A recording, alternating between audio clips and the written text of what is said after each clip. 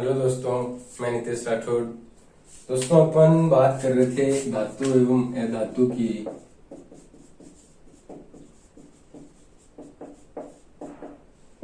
Upon metal and non metal की बात कर रहे थे।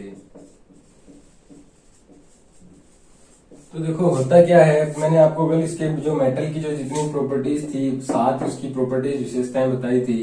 आज मैं आपको इसकी कुछ जो मेटल नॉन मेटल है इसकी कुछ अभिक्रियाएं होती हैं, ये कैसे पानी के साथ रिएक्ट करते हैं, कैसे हवा के साथ अभिक्रिया करते हैं, कैसे ये दूसरे मेटल्स के साथ, कैसे दूसरी धातुओं के साथ कैसे इनकी अभिक्रिया होती है, वो अपन आज डिस्कस करेंगे। उसके बारे में अपन पढ़ेंगे। तो सबसे पहले मैं जो आपको एक छोटी सी बात बताता हूँ कि जो जब अपन पानी के साथ H2O जो अपना पानी है, जो वाटर है, इसके साथ जब अपन नॉन मेटल की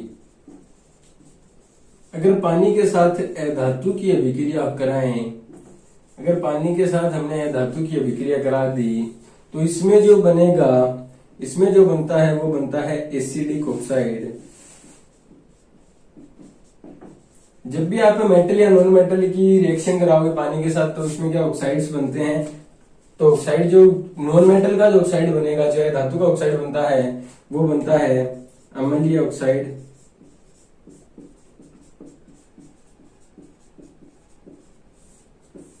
और जब अपन H2O से धातु की रिएक्शन कराएंगे,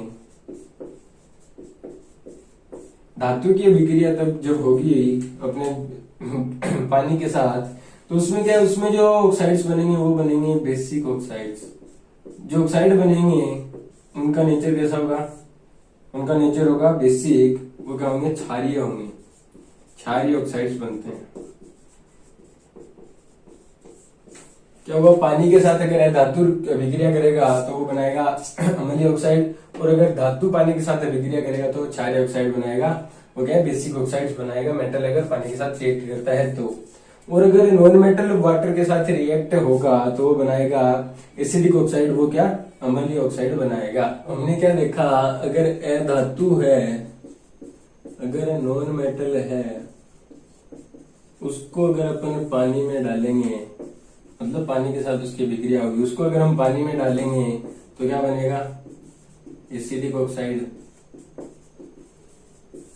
और अगर धातु को, मेटल को अगर हम पानी में डालेंगे, इसको अगर हम पानी में डालेंगे तो इससे क्या बनेगा, बेसिक ऑक्साइड बनेगा। एसिडिक मतलब अम्लीय और बेसिक मतलब क्षारीय। ये बात हमने क्या क्लियर कर ली, डिस्कस कर ली। अब अपन जो धातुओं की जो कुछ रासायनिक अवस्थाएं होती हैं, मतलब वो कैसे कैसे रिएक्ट करते हैं, उनकी अपन 1 बाय 1 डिटेल में उनके बारे में पढ़ते हैं कि कैसे वो अभिक्रियाएं करेंगे, उनकी जो धातु की जो रासायनिक अवस्था है वो क्या क्या होती है, कैसे कैसे वो अभिक्रिया करता है। तो अपन अब पढ़ेंगे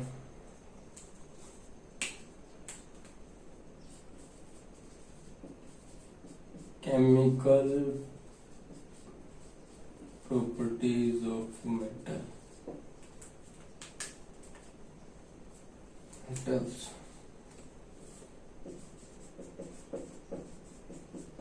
धातुओं की रासायनिक अवस्था।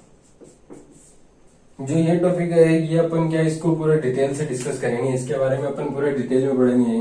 तो सबसे पहले मैं क्या करता हूं, जो धातु है, धातु को खुली हवा में जलाने पर, when burnt in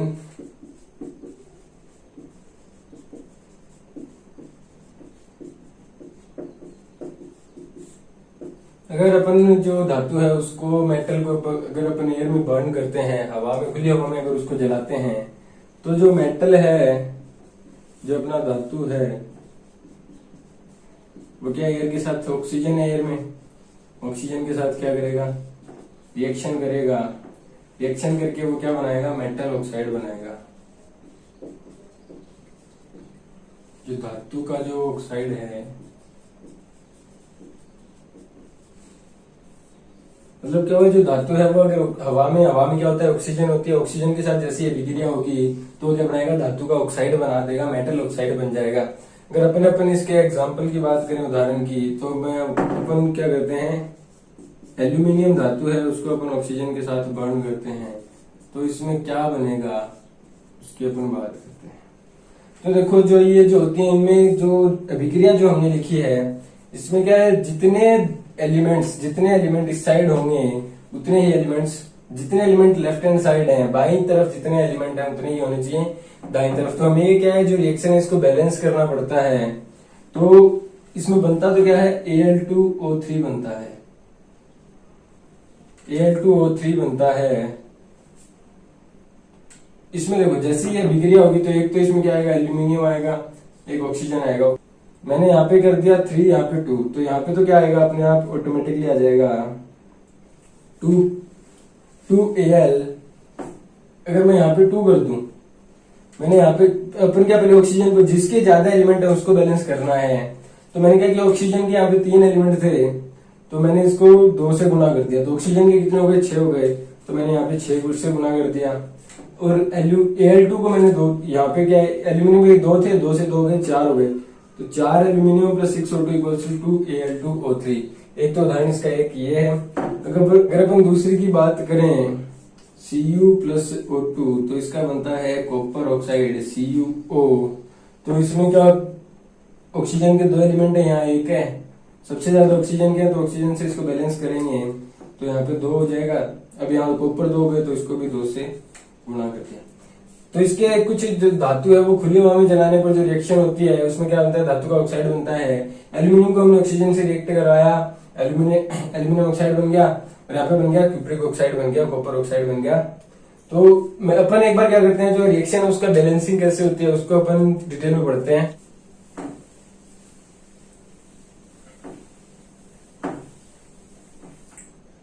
अब देखो मैं आपको एक रिएक्शन बैलेंस करनी बताता हूँ। एल्यूमिनियम है उसको हम क्या कर रहे हैं, ऑक्सीजन के साथ रिएक्ट कर रहे हैं, तो जो बनेगा वो बनेगा Al2O3 एल्यूमिनियम ऑक्साइड बनेगा। तो इसमें जो हमें क्या करना होता है, इस साइड जितने एलिमेंट्स होंगे उतने ही एलिमेंट्स उस साइड होने चाहिए। मतलब एल्यूमिनियम के अगर इस साइड मान लो X एलिमेंट्स हैं, अगर मान लो X एलिमेंट एल्यूमिनियम के यहाँ है और ये Y है और ये Z है, तो जितने X के एलिमेंट यहाँ पे एल्यूमिनियम के हैं उतने ही एलिमेंट एल्यूमिनियम के यहाँ होने चाहिए, जितने ऑक्सीजन के यहाँ पे हैं उतने ही ऑक्सीजन के आगे होने चाहिए। तो देखो अपन क्या करते हैं, इसमें क्या करना होता है, सबसे ज्यादा जो है एलिमेंट्स जिसके सबसे ज्यादा है सबसे पहले उसको बैलेंस करना होता है। तो अपन क्या करते हैं, यहाँ पे ऑक्सीजन के हमें 3 दिखाई दे रहे हैं, तो यहाँ पे 3 है, यहाँ पे 2 है, तो इनको बैलेंस करना है। तो अपन क्या करेंगे, यहाँ पे 3 है, यहाँ पे 2 है, तो अगर मैं इसको 3 से मल्टीप्लाई कर दूं और इसको 2 से मल्टीप्लाई कर दूं तो ये 3 2 6, 6 तो यहाँ पे हो गए और 3 2 6, 6 ही यहाँ पे हो गए। ऑक्सीजन के जितने अपने एलिमेंट थे वो क्या हो गए, बैलेंस हो गए। यहाँ पे भी 6 हो गए, वहां पे भी 6 हो गए। तो अब यहाँ पे एल्यूमिनियम के कितने हो गए, 4, 2 इंटू 2 4 हो गए ना, तो यहाँ पे कितने हो जाएंगे, यहाँ 4 से मल्टीप्लाई कर देंगे तो रिएक्शन बैलेंस हो जाएगी। अगर मैं इसका एक और उदाहरण आपको बताऊं तो अपन क्या, कॉपर की ऑक्सीजन के साथ हमने रिएक्शन कराई थी, उसमें कॉपर ऑक्साइड बन रहा था, जो CuO बन रहा था। इसकी अपन अगर बैलेंसिंग करें, इसकी जो अभिक्रिया इसको अपन बैलेंस करें तो ये क्या होगा, सबसे ज्यादा किसके हैं, O2 है, ऑक्सीजन इसके 2 हैं, तो इस साइड भी क्या कर दूं मैं, ऑक्सीजन के 1 है, 2 से मल्टीप्लाई हो जाएगा, 2 जाएंगे। कॉपर के कितने हो गए, 2 गए, तो यहाँ पे भी क्या कर दूं, 2 से गुना कर दूं, ये क्या रिएक्शन इजीली बैलेंस हो जाएगी। तो ऐसे हमें क्या है, समीकरण बैलेंस करनी भी आनी चाहिए। तो पेपर में क्या है, बैलेंस रिएक्शन लिख के आनी होती है हमें एग्जाम में। जो रिएक्शन है इसकी अभिक्रिया अपन सीधा ऐसे नहीं लिख के आ सकते कि Al प्लस O2 जो 10 होता है बनता है वो बनता है Al2O3। अगर ऐसे लिख के आएंगे हमारी जो रिएक्शन है उसको वो एग्जामिनर गलत कर देगा। तो हमें क्या, बैलेंस जो इक्वेशन होती है, बैलेंस इक्वेशन जो होती है, बैलेंस रिएक्शन होती है वो एग्जाम में लिख के आनी होती है। जो आंसर शीट में लिखते हैं अपन वो बैलेंस्ड जो हमारी होती है उसी को लिखते हैं। अब देखो मैं आपको 2 एग्जाम्पल्स और बताता हूँ। एक तो क्या है, हमारा जो एल्यूमिनियम ऑक्साइड है Al2O3, और एक हमारा जिंक ऑक्साइड होता है। अपन ऐसे लिख लेते हैं, एक तो हमारा क्या है एल्यूमिनियम ऑक्साइड और एक है हमारा जिंक ऑक्साइड। तो ये दोनों जो ऑक्साइड्स हैं, ये दोनों ऑक्साइड क्या करते हैं, ये जो हमारे एसिडिक नेचर की शो करते हैं, एसिडिक ऑक्साइड्स भी बनते हैं इनसे, और इनसे क्या है बेसिक ऑक्साइड्स भी बनते हैं। इन दोनों से क्या होता है, एसिडिक ऑक्साइड भी बनते हैं और बेसिक ऑक्साइड्स भी बनते हैं। मतलब ये जो ऑक्साइड बनते हैं, जो एल्यूमिनियम का जो ऑक्साइड बनता है और जो जिंक का ऑक्साइड बनता है, इनमें क्या होता है कि ये जो ऑक्साइड्स बनते हैं ये अम्लीय ऑक्साइड भी बनता है और ये क्षारीय ऑक्साइड भी बनता है। तो इनमें क्या है, दोनों जो प्रॉपर्टीज हैं, एसिडिक प्रॉपर्टीज भी आती हैं और बेसिक प्रॉपर्टीज भी आती हैं। तो ऐसे कुछ ऑक्साइड्स होते हैं, जो धातु के कुछ ऐसे ऑक्साइड्स हैं जिनमें क्या एसिडिक ऑक्साइड भी बनता हो, बेसिक ऑक्साइड भी बनता हो। अम्लीय और क्षारीय दोनों ऑक्साइड अगर किसी धातु के बनते हैं तो उसको अपन बोलते हैं एम्फोटेरिक ऑक्साइड। एम्फोटेरिक ऑक्साइड बोलते हैं इसको। एम्फोटेरिक ऑक्साइड क्या हो जाएंगे, जिसका अम्लीय ऑक्साइड भी बनता हो, जिस धातु के ऑक्साइड पर अगर बनाए तो उसके क्या अम्लीय ऑक्साइड भी बने और क्षारीय ऑक्साइड भी बने। अगर दोनों ऑक्साइड्स बनते हैं तो उनको अपन क्या बोलते हैं, एम्फोटेरिक ऑक्साइड्स बोलते हैं। एम्फोटेरिक ऑक्साइड की जो डेफिनेशन हो जाएगी वो क्या हो जाएगी, अगर किसी धातु का हम हवा के साथ रिएक्ट कराएं, ऑक्सीजन के साथ अगर उसकी अभिक्रिया कराई जाए तो उस धातु का जो ऑक्साइड बनता है वो अगर दोनों नेचर शो करे, मतलब उसमें अम्लीय ऑक्साइड भी बने और क्षारीय ऑक्साइड भी बने, तो उनको अपन क्या बोलेंगे, एम्फोटेरिक ऑक्साइड्स बोलते हैं। इसका जो एम्फोटेरिक का हिंदी नाम है वो आप देख लेना एक बार। अब अगर अपन एक रिएक्शन की बात करें, Al2O3 प्लस HCl, ये क्या एक ऑक्साइड है। अगर इसको मैं दूसरे क्लोराइड के साथ रिएक्ट करवाऊं तो इससे क्या बनता है, AlCl3 प्लस इसमें से क्या पानी निकलता है। हमने क्या किया, जो ये रिएक्शन लिखी, Al2 जो एल्यूमिनियम का ऑक्साइड था उसको हमने क्या किया, जो एक हमारा एसिड है, एक अम्ल है, ये अम्ल कौन सा है, हाइड्रोक्लोरिक एसिड है, हाइड्रोक्लोरिक अम्ल है। इसका अगर हमने अभिक्रिया करवाई तो इसमें क्या बनता है, AlCl3 बनता है, एल्यूमिनियम क्लोराइड बनता है और उसमें क्या है, पानी के कुछ अणु निकलते हैं। तो इसको अगर अपन रिएक्शन को बैलेंस करना चाहें तो सबसे पहले क्या करते हैं, यहाँ क्लोरीन के 3 क्या है, 3 है, तो मैं यहाँ पे क्लोरीन को 3 से मल्टीप्लाई कर देता हूँ। हाइड्रोजन कितने हुए, 6 हाइड्रोजन हुए।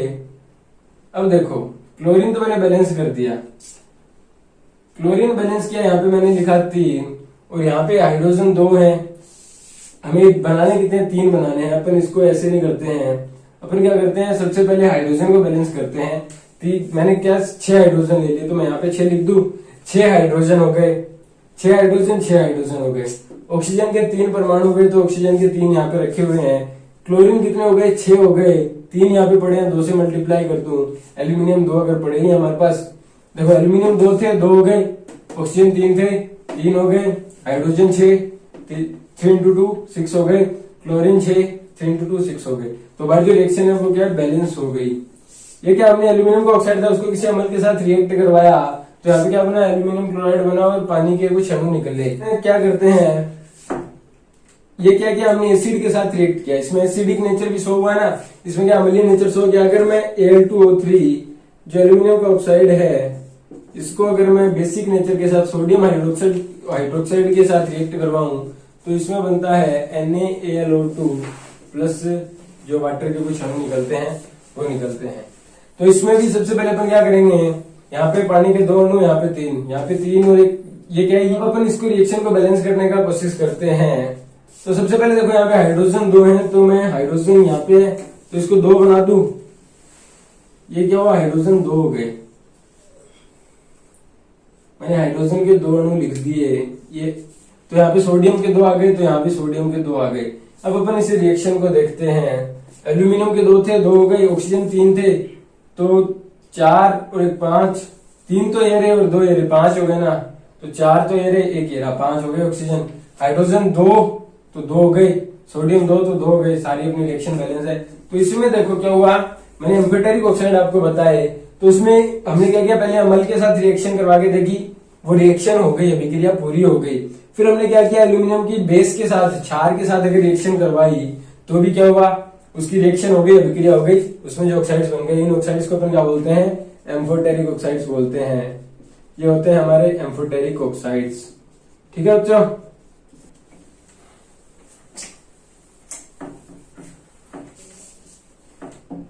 अब देखो जो कुछ जो धातु के ऑक्साइड्स जो होते हैं वो क्या है, पानी के अंदर घुलते नहीं है, वो क्या क्या होते हैं, मेटल ऑक्साइड्स। कुछ धातु के जो ऑक्साइड्स ऐसे हैं जो पानी में इनसोल्यूबल होते हैं, पानी में घुलते नहीं हैं। जो धातु के ऑक्साइड हैं जो पानी में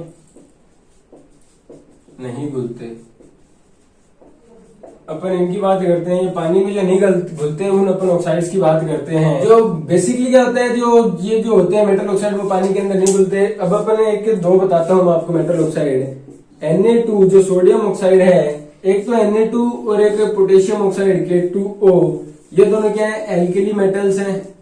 आवर्त सारणी की पहली रेखा के जो मेटल्स होते हैं उनको बोलते हैं एल्कली मेटल। तो ये दोनों जो हैं वो क्या होते हैं, ये दोनों जो मेटल के ऑक्साइड्स हैं वो पानी में घुल जाते हैं, बाकी तो नहीं घुलते मेटल ऑक्साइड। मेटल ऑक्साइड जो है पानी में क्या होते हैं, इनसोल्यूबल होते हैं। पर जो Na2 सोडियम ऑक्साइड और जो पोटेशियम ऑक्साइड है वो क्या है, पानी में घुल जाते हैं। ये क्या है, सोल्यूबल इन वाटर, ये क्या है, पानी में सोल्यूबल होते हैं। ये दोनों क्या है, पानी में घुल जाते हैं। अगर इनकी अपन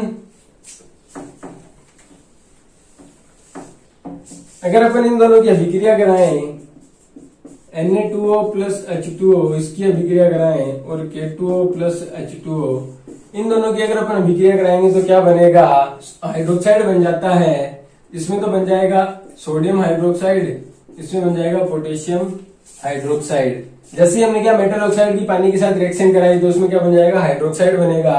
और वो क्या बना, सोडियम का सोडियम हाइड्रोक्साइड बन जाएगा और पोटेशियम का पोटेशियम हाइड्रोक्साइड बन जाएगा। इस रिएक्शन को बैलेंस करेंगे तो सोडियम के दो है, यहाँ पे मैं 2 से मल्टीप्लाई करता हूँ। ऑक्सीजन 2 है, 2 हो गई, हाइड्रोजन 2 है, 2 हो गई। ये क्या है, रिएक्शन बैलेंस हो गई। यहाँ पे पोटेशियम के 2 है, मैं इसको 2 से मल्टीप्लाई कर दूं तो ये भी क्या, रिएक्शन बैलेंस हो गई। रिएक्शन बैलेंस करना आपको आना चाहिए, पेपर में मस्ट है ये, आपको बैलेंस करना ही लिखना पड़ा, बैलेंस करके ही आपको सारी अभिक्रियाएं लिखनी पड़ेंगी। तो मेटल ऑक्साइड क्या होते हैं, पानी के अंदर नहीं घुलते, पर कुछ दो मैंने आपको बताया, सोडियम ऑक्साइड और जो पोटेशियम ऑक्साइड है वो पानी में घुल जाते हैं और हाइड्रोक्साइड बना देते हैं, मेटल हाइड्रोक्साइड बनता है। सोडियम ऑक्साइड की जैसी पानी के साथ अभिक्रिया हुई उसमें क्या बना, सोडियम हाइड्रोक्साइड बन गया। और जैसे पोटेशियम ऑक्साइड की पानी के साथ अभिक्रिया हुई उसमें क्या बन गया, पोटेशियम हाइड्रोक्साइड बन गया। हमने क्या किया, अभिक्रिया को, रिएक्शन को बैलेंस भी कर लिया। अब अपन में देखो, जो अपने सोडियम और जो पोटेशियम है, जो अपने सोडियम और जो पोटेशियम है, जो अपना सोडियम है और जो अपना पोटेशियम है, ये दोनों धातुएं क्या होती है, जैसे अपन इनको खुली हवा में रखेंगे तो खुली हवा में अपन जैसे ही रखते हैं तो ये O2 के साथ, ऑक्सीजन के साथ हाथों हाथ बहुत फास्ट रिएक्शन होती है, बहुत जल्दी अभिक्रिया कर जाते हैं हवा के साथ। इनकी क्या है अभिक्रिया, हवा के साथ अभिक्रिया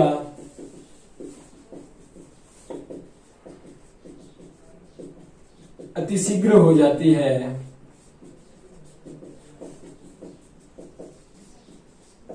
जैसे हमने इसको ऑक्सीजन में अगर खुली हवा में अपन रखेंगे सोडियम और पोटेशियम को, तो हवा के साथ अतिशीघ्र इनकी अभिक्रिया हो जाती है। इसलिए इनको केरोसिन ऑयल में, केरोसिन के तेल में रखा जाता है। जो सोडियम और पोटेशियम है, अगर इनको अपन खुली हवा में रखेंगे तो क्या इनकी अभिक्रिया बहुत फास्ट होती है, इसलिए इनको अपन क्या करते हैं, केरोसिन के तेल में रखते हैं। इनको क्या, जैसे ये होंगे इनकी रिएक्शन ऑक्सीजन के साथ बहुत फास्ट होती है, विगोरस रिएक्शन होती है, तो इसलिए इनको कंट्रोल करने के लिए अपन इनको किसमें, केरोसिन ऑयल के अंदर इनको अपन रखते हैं। केरोसिन ऑयल के अंदर इनको डुबो के रखते हैं, जिससे क्या है हवा के साथ इनकी अभिक्रिया नहीं हो पाती, ऑक्सीजन के साथ इनकी जो रिएक्शन है वो नहीं हो पाती।